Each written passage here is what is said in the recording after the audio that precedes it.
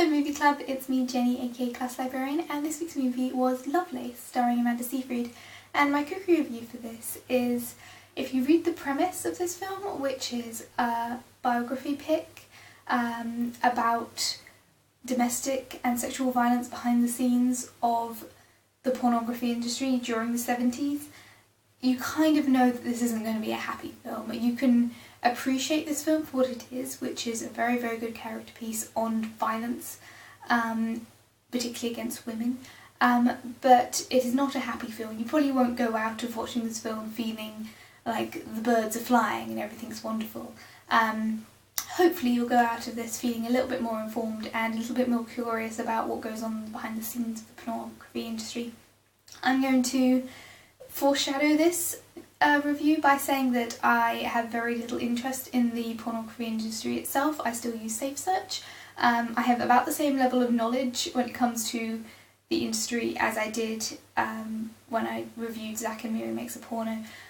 So for me personally, the actual content I have very, very little experience with, but the industry is something that I'm not entirely satisfied with, and I do believe that a lot of the sexual health and general well-being of the performance is offered a question. So this was a really interesting film to watch for me. I think the direction is really well done. The way that the camera shots are kept to a very 70s sort of style. It's very simple, it's very small pans, cuts, and sometimes zooms. Like, there's nothing particularly exciting in this. It's very set to the time period that it's set in when it comes to camera angles and shots. Similarly, the production value for this is flawless. I really love the whole style, the fact that they did all the hair specifically, and all of the costumes are really, really well done to give you a real feeling of the era and a feeling of naturalism, particularly with the character of Linda Lovelace, where you see her progression as a character depending on what she's wearing. You really see the difference between her when she's 21 and when she's at the end of the film. You really see the midway, and you see the kind of the rise and then maybe not fall, but relaxation. And it's really interesting to see that character progression so visually. A lot of the other characters, of course, you can really tell by their visual cues where they're at, which helps because the way that this is edited, it's edited out of sequence. So you have an A to B plot line, and then if you're paying attention, you can really get the subtext of the A to B section, the first section where it just goes through from when she's 21 to when she's at the height of the porn industry. If you can get the clues straight away, then you kind of know what's going on. But it then goes back and fills in the gaps very explicitly with what is going on.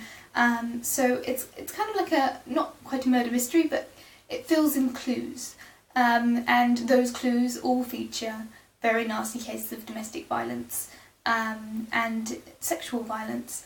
And I think one of the scenes that I think most people will be very affected by is when Linda Lovelace goes back to her mother and they have that discussion, and a lot of people aren't going to be happy with that. The concept that a daughter reaching out for help is told that is against your religion, you have to go back to your abuser, it's your fault. And that is a really, really very potent scene.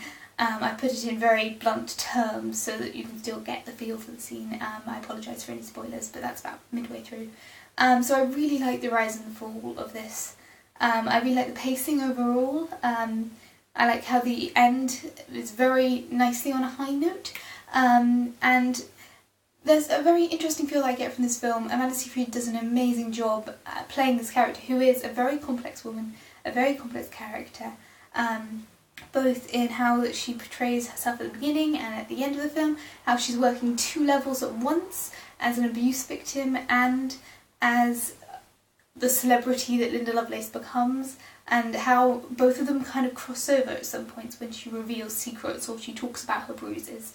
And I really like that character progression, and I like the fact that in a way she's not the perfect, most reliable narrator of all time. There's a reason why she's taking a polygraph test. That's because there's a lot of questions about where her aims and goals are at. You know, she wasn't entirely innocent by the normal standards of innocence at the beginning of this film. So it was really interesting to see where her character goes from the beginning to the end, the overall arc of her character, and to see what happens to her and see how she changes and develops. And it is a really interesting film. I think Amanda Seyfried did an amazing job. The direction, the set design is just beautiful and really, really well done. But it's not a happy pick. This is a domestic violence film. If you are interested in the pornography industry or interested in the Lovelace, I would definitely recommend watching it. It's a really interesting watch, although it's not a fun watch, and I really hope that a lot of people who have kind of turned a blind eye to some of the problems with pornography are inspired to go out and do actual research rather than just taking this for granted or completely ignoring all of the problems that could be occurring in the pornography industry. And that's about it. I got a little bit deep thinking there and I apologise. Anyway, I hope you enjoyed and or found something useful in this review. Please leave a comment down below because I always like to chat to you guys. You're all awesome and I'll try and reply to as many comments as I possibly can. And I will see you guys all next week. Bye guys.